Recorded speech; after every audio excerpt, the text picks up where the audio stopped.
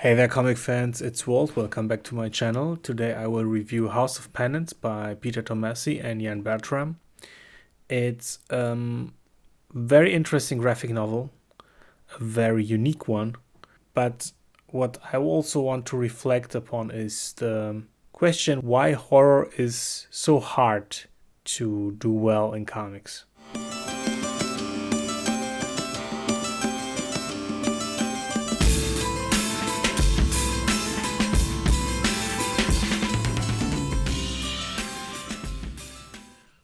All right, so first there is this beautiful book. It's a Dark Horse Library edition and has this great oversized format. It's really working very well with the art by Bertram, which is the main draw of this book and was also the main draw for me to buy it. I got the first issue and I remember liking it.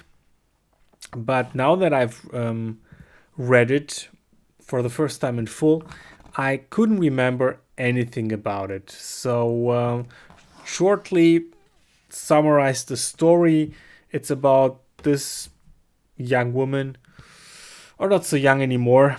She's a woman who has already lived through a very challenging time. She has lost her daughter and her husband.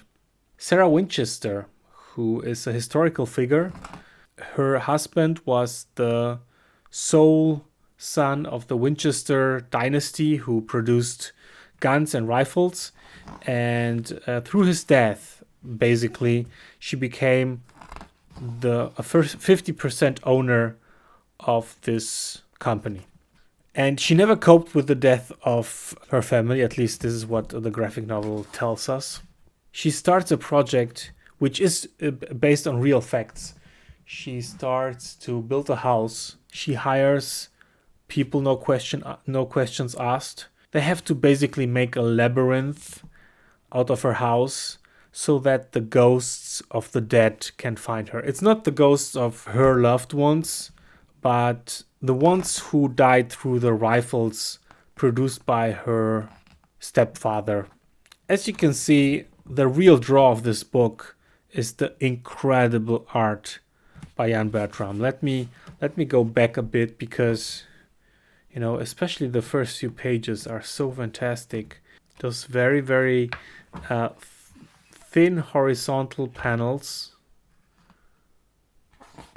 which is almost a bit like, you know, you're waking up and the eyes are still slits and you can see everything.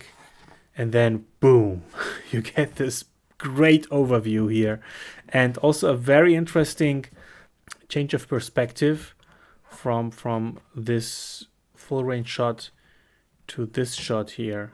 So this is basically a panel line. I didn't get it at the first look, but when I studied the page, I found this to be very, very clever. So there is the city, and from this perspective, and then from that perspective. And in general, you can see that he's playing with perspective and with foreground, background. He has a very unique style of drawing people, especially eyes. They have gigantic eyes and very expressive ones too. And the colors are by Dave Stewart, who I think doesn't need any introduction. He did a lot of stuff for Dark Horse and for the Minolaverse. You see how the colors are really telling the location here, and it also just looks super nice, you know. So here the story begins. It's basically one of redemption. House of Penance is the title of the book, so it's a very religiously loaded title, and the men who are working for her are men who have a very dark past and have things to atone for. And it's kind of instead of going into a monastery, they come to this house and they have something to do. And she's so rich, she can hire basically everyone just to build this weird maze into her house. And slowly, it's not here yet, but it will come very soon. We will see what she is afraid of. Look at this here. It's amazing. So like the first few issues, I was just like soaking in all this beautiful art, which is for me very hard to categorize. It has a very European feel to it, but then it doesn't. I'm not sure. This line work here, I can't really put my finger on any other artist. And from the American scene, I can't really see any real influences here. The use of negative space here, amazing. The cover, mind blowing. It's really, he's like a dream artist to work with, I imagine. He did this book, I think it was 1 or 2 years ago, Little Bird, also in a fantasy setting, which was also perfect. Great costume design and super inventive. He's just a complete artist, I would say, and such a unique one on top. I mean, Brandon Graham comes to mind, a bit Martin Morazzo from Ice Cream Man, but still, it's not.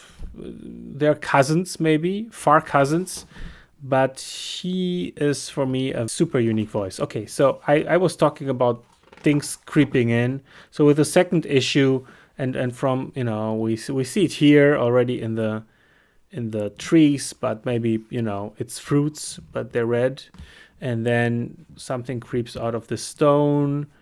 And here it becomes more evident that those red worms have a very important meaning, and they start here, and it's very mysterious and very creepy. Again, fantastic panel. It's so cool here with this. So he's running up those stairs and almost like falling, and then you have like this panel here which is falling down. It's incredible. They're building and building and building, and they're trying to cope with what is basically the fear of, not only the fear of death, but also the fear of not being able to outgrow their sins. The book is getting darker with every page. This was like here. I was like really, I was creeped out, frankly. But like I said in my introduction, for me there are like two kinds of horror. There is the moody one, which is solely based on slowness, on there is no pace to it. It's just an atmospherical thing. And then the real horror, which at least makes me scared, is the horror of surprise. And it's very hard to do surprise in comics. Of course, you have the page turn, right?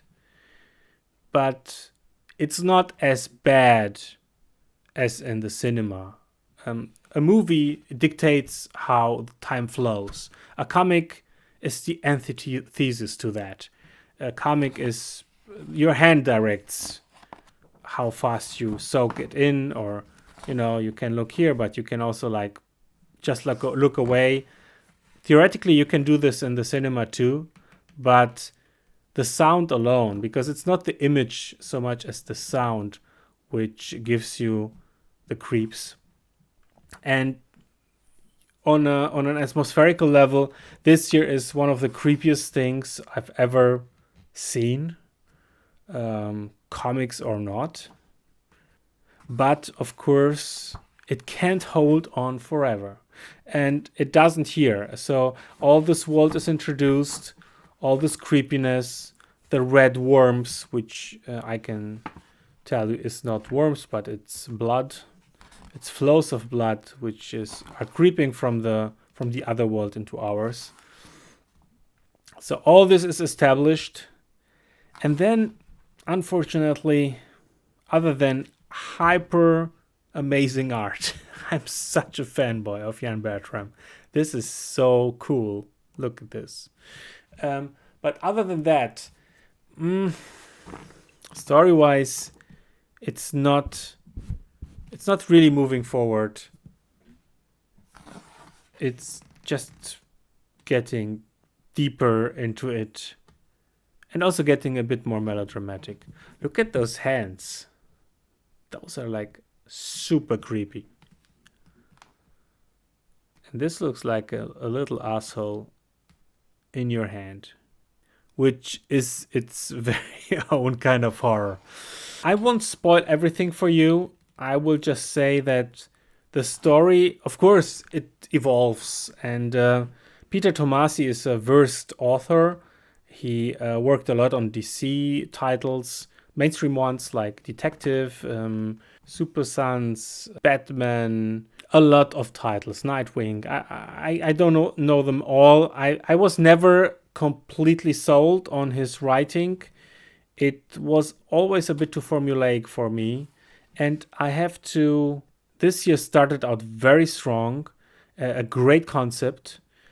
But then it really stayed in the concept. It didn't try to overcome it, to surprise you a lot. It felt like it could have been told in less issues than 6. But then we wouldn't have gotten all those pretty art by Jan Bertram. What a cover. Incredible. So yeah, this will be a thing that I will explore more in the next videos. I will talk more about horror because of obviously horror month, but also because I'm really interested in what genres work best in comics and which one have their limitations. And I think horror is one of them. But really, if you're a fan of exquisite and unique artwork, you should totally get it. And I'm pretty sure if you liked Tomasi before, you will like him even better here. I'm just not the biggest fan of his storytelling, but he is a very capable writer of dialogue. He has a way with words. This whole a bit antiquated language, it works very well here. It is very creepy. But like the plot and everything, it just didn't blow me away as the art did. But still, it's a recommendation.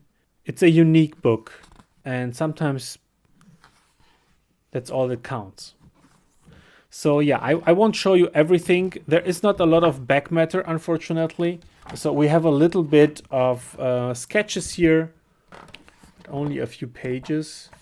And that's it. That was a bit sad because I thought, well, this project, this unique world building, this must have taken a while to set up, and I would have loved to see more of it. But anyways, it's a great looking book with a very eerie and fantastic Jan Bertram. So definitely a nice addition to your horror collection.